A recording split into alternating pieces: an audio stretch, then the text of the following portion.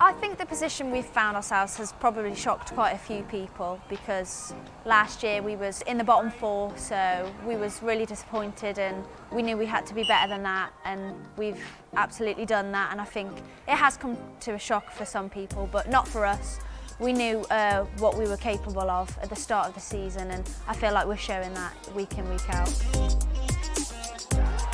The players they've brought in and the way they've made us gel within pre-season, I think it's really helped, and I think that's shifted our mindsets to be a lot more positive, and I think that's probably had a massive impact on how well we're playing.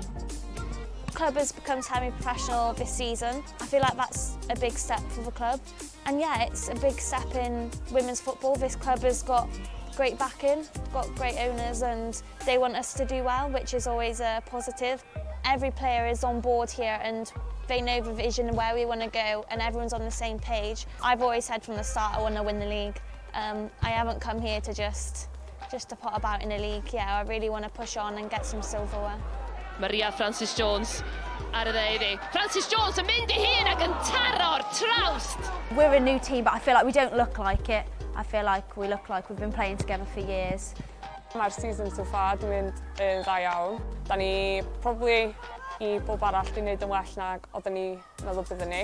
Dwi'n meddwl just yn cael sgwrsia efo genod oedd yma cynt, fatha underdogs, falle byddwn ni di bod ar gyfer lot o gema, a da ni di, wel, da ni deffri di profi, da ni yma I roed statement bach i'r league I gyd. This season is not like any other season. You've got clubs that have really stepped up their game, and it's exciting to be in. The last couple of seasons it's very been between Swansea and Cardiff City, but you've got loads of teams competing to be in top 4 or for the relegation zone, so it's a very exciting league to be in this season. Fath y tîm, da ni yn edrych ymlaen at y cup final yn erbyn Abertawe. Obviously, hanes di cael ei creu yn barod, fel bod ni yn y final anyway, ond da ni eisiau creu mwy. Fath y tîm, da ni really determined I dangos be da ni'n gallu gwneud.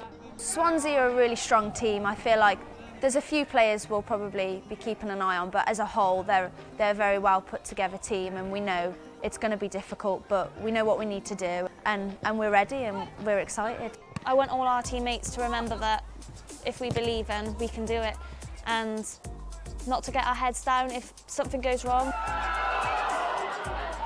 Lexi Jones yn y munudau ola I wedi rhoid y Seintiau Newydd ar y blaen. We've beaten them twice this season. The game isn't going to be like the games that we've played them this season. They'll come out fighting and they'll want revenge on us, but we'll also be fighting as we've never won a trophy before, so it will be a very competitive, good game, I think. We've never reached a final as a team, so to win it would just be incredible, and we're so excited, but we're just proud of ourselves to get into the final. To win it would be amazing.